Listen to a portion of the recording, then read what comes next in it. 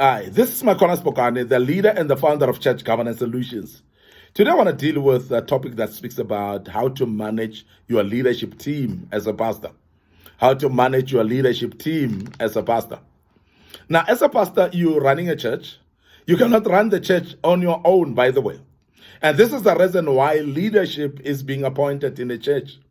And leadership appointed basically on the criteria that we find in the book of Acts chapter 6 verse 3, that you don't appoint people based on them being your relatives. You don't appoint people based on their social status or community fame that they have, or the material things that they have. You basically appoint people, as I said, the criteria in the book of Acts chapter 6 verse 3. Which is the ability of the people. It is actually full of the Spirit. The people should be full of wisdom as well. But also it must be people that are available to do the work. That's very important. And that type of criteria, therefore, will assist you in building a proper leadership in the church.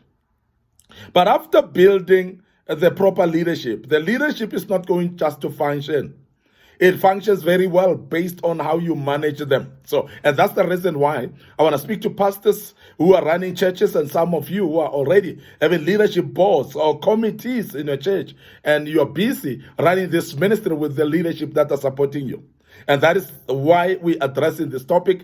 We are speaking to you, pastors, that there's a way to manage your own leadership, because the way you manage them, you're going to get the output that is correct, or you're going to get the output that is undesirable based on how you manage them. So I want to speak about this passionately, so because I hope that will help you as pastors wherever you are in running your own churches.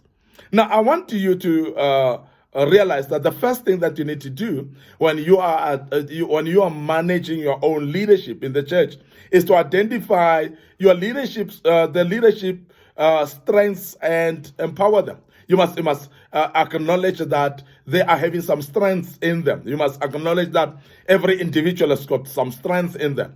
Now, when you identify the strengths of the individuals, which may not be the same amongst them, because everyone and each one of them is having their own strengths. So their strengths are not the same. And so identify the different strengths amongst them. But what you need to do when you have done so, empower them individually. Make sure that those strengths, you sharpen them, you support them in those strengths, and make sure that you empower them. If it is something that you need to finance their empowerment, whether it's through a seminar or through a course that they need to attend, so please do so, because that is going to benefit the ministry. And that is why ministry leaders are actually very valuable people in the church. So therefore, what you need to do, make sure that you empower them by teaching them, by running classes for them and empowering them. Orientate them in the work of the ministry and guide them in their leadership skills, and make sure that you develop them in their areas of strength, and their strengths must be shaped up. Now, it becomes more pertinent and important that when you are dealing with leaders, realize that you don't focus on the weaknesses. You don't focus on weaknesses. But if you're going to focus on the strength of the people, and therefore increase the strength of the people by educating them and empowering them, you're going to get the desired output that you need. People improve exponentially, or even more, by at least 80% actually, by the way you're shaping up their strength, rather than focusing on their weaknesses and think that you will develop those. And I must emphasize this, that this is very key. Strengths identification, very key. And when you have identified the strengths, please focus on shaping those. Focus on empowering them in that. And that is where you're going to get the maximum output. And that's very, very key to mention that. Secondly, identify each one's weaknesses as well. Identify the individual in leadership weaknesses as well. Because in weaknesses, therefore, when you have realize that they are having a weakness in this area and so on, it's not opportunity to run them down.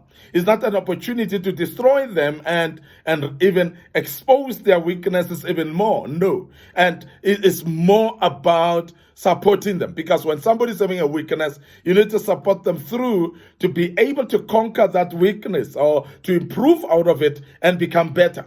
Now, it's not an opportunity for you as a leader to pester on their weaknesses and keep on rubbing salt into the weaknesses, and therefore, because when you do that, you are discouraging them. When you do them, you are actually taking out the sting out of them. So they are actually not going to stand up and do things, because their whole image or self-image is destroyed as well. Now, many people that are discouraged in leadership, they are actually feeling despondent to continue with leadership, are the people that the leader has identified their weaknesses and therefore dwells on their weaknesses at every given time. Whatever they do, they will be reminded about their weaknesses, and that's very wrong. When you remind them about their weaknesses at all times, you're destroying them. They're not going to improve, because they will actually be knowing much about their weaknesses than their strengths, and they will never get better. So that is why support is very important when people are having weaknesses, particularly your leadership, because remember, every one of us have got our own weaknesses, but we need support in order to improve out of that. Now, I want to also say, treat them always with uttermost respect, because when you are having leaders, remember, they are adults. Remember, these people are husbands and wives of their own pastors, of their own partners. Remember, these people are fathers and mothers of their own children. Remember, these people are actually uncles of other people and aunts of people. So, in other words, there are people that are looking up to them. Now, when you are dealing with them, therefore, don't undermine them. Respect them and give them uttermost respect. Because when you give people uttermost respect, therefore, they will reciprocate the same uttermost respect back to you.